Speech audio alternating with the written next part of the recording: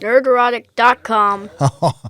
Disney has had a really bad week, and hell, they've had a bad year, from Pablo Hidalgo attacking Star Wars Theory, the largest Star Wars fan on this platform, to the Gina Carano firing, right down to their indoctrination training, which was recently axed after massive backlash. Now we're a month away or so from Black Widow, and it looks like that's going to be the only film that's going to be truly released internationally, because Shang-Chi and the Eternals, two films specifically made for China, are now possibly banned in that country. I guess thinking the organization that runs the camps that you concentrate in only lasts for so long.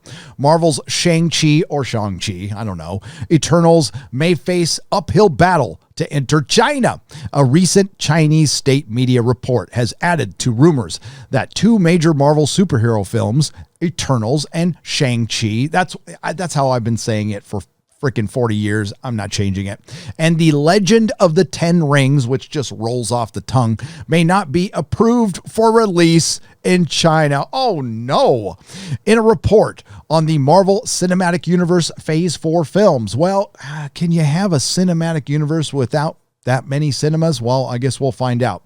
And I'm only going to say this organization once, the CCTV6 China Movie Channel, or what I am now going to call the MCCPU, and I have to give credit, my friend Odin came up with that, brilliant, aired a list of the U.S. release dates for 8 of the 10 scheduled titles, but conspicuously left out The Eternals and Shang-Chi after Black Widow, which hits the U.S. July 9th.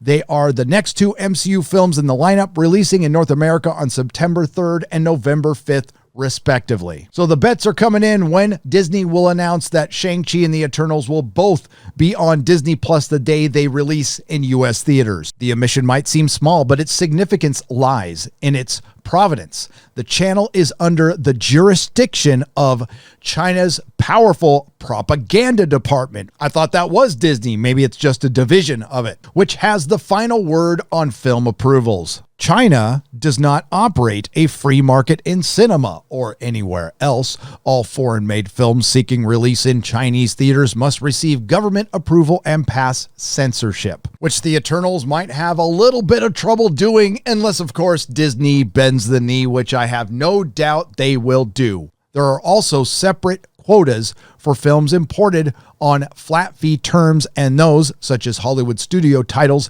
seeking a more lucrative revenue sharing release through a state-owned distributor. Now, both of these films have had backlash for two separate hilarious reasons. And if Disney can't identify what Americans want, what the hell makes you think they can identify what a Chinese audience wants? Both movies have connections to China. Shang-Chi will mark the debut of Marvel's first Asian superhero, played by China-born Simu Liu and alongside some other people. And The Eternals is Marvel's first tentpole directed by a woman of color, China-born, Oscar-winning Chloe Zhao from Nomadland.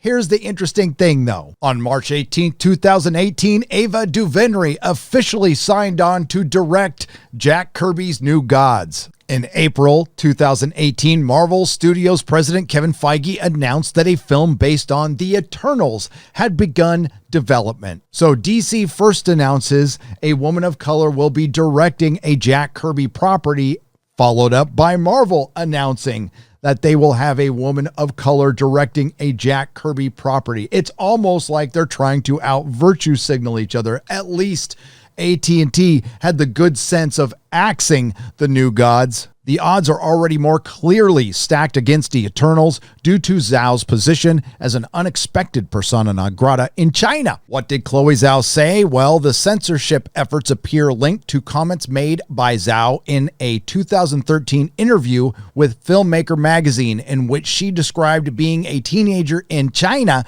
as a place where there are lies everywhere. Now, she also followed up with this. The criticism was fueled further by a misquote in a recent Australian media interview that focused heavily on the themes of home and identity, where Zhao's comment that the U.S. is not my country ultimately was originally reported as now my country. Well, it's too bad that the one country that allows you to criticize it for now isn't the one Disney is pandering to. A ban on Eternals would be shocking, but not implausible, given the recent nationalistic backlash from the ethno-state that's Marxist that led to Zhao's name and achievements being wiped from much of the Chinese web. Chinese state media celebrated her Best Director win back in February at the Golden Globes, but by the time her historic 3 Oscar wins that no one watched for Nomadland rolled around 2 months later, authorities imposed a media blackout on the news. The film's scheduled April 23rd debut in limited release was pulled with no explanation or no new date. That is bad news, Marvel, but that's what you get, Disney, when you sell out to an authoritative regime. Zhao's troubles show that trolling in China can have significant real-world consequences. How do you like that for consequence culture? At least when online pressure is aligned with the sentiments authorities wish to encourage, such as nationalism and Marxism, and a word they left out, authoritarianism. But people want this system here. This could prove troublesome for Shang-Chi, which has already been dogged by nationalist complaints for some time. Now, there's the shadow of Fu Manchu. Now, Shang-Chi and the Legend of the Ten Rings is based on Shang-Chi, The Hands of Kung Fu, and a magazine called The Deadly Hands of Kung Fu. Both are better titles than the title of this film. He had a villain, which turned out to be his father, named Fu Manchu, which was a character that Marvel didn't own. But don't worry, Marvel, in their infinite wisdom, decided to change it to the Mandarin. And I can't get too deep into this one, but another of the most common complaints will certainly surprise American fans. Actually, it won't. Excited about the film as a landmark for Asian representation. Many online commenters have slammed the actors for this film for not meeting the typical Chinese look.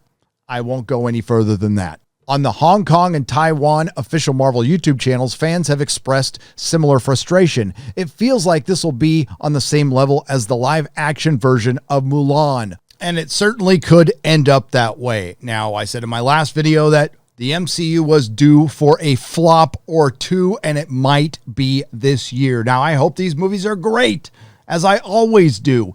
But Marvel has been telling us for the last calendar year how woke they are going to be. We know the Eternals was fast-tracked because it was an international cast and it had representation, and it looks like that bit them in the ass when it comes to the country they pander to the most. Marvel Comics, the source material, has become a complete disaster because under the guise of making things more accessible, they went full on into identity politics and ended up making it accessible to no one. And now the MCU is doing the same thing. Just do what you did best. Tell good stories and they will be as accessible as they've ever been to everyone. Thanks for watching. If you like what you heard, please like, share, and subscribe. If you didn't like what you heard, I thank you for listening this long. I will see you in the next video. Nerdrotic.com.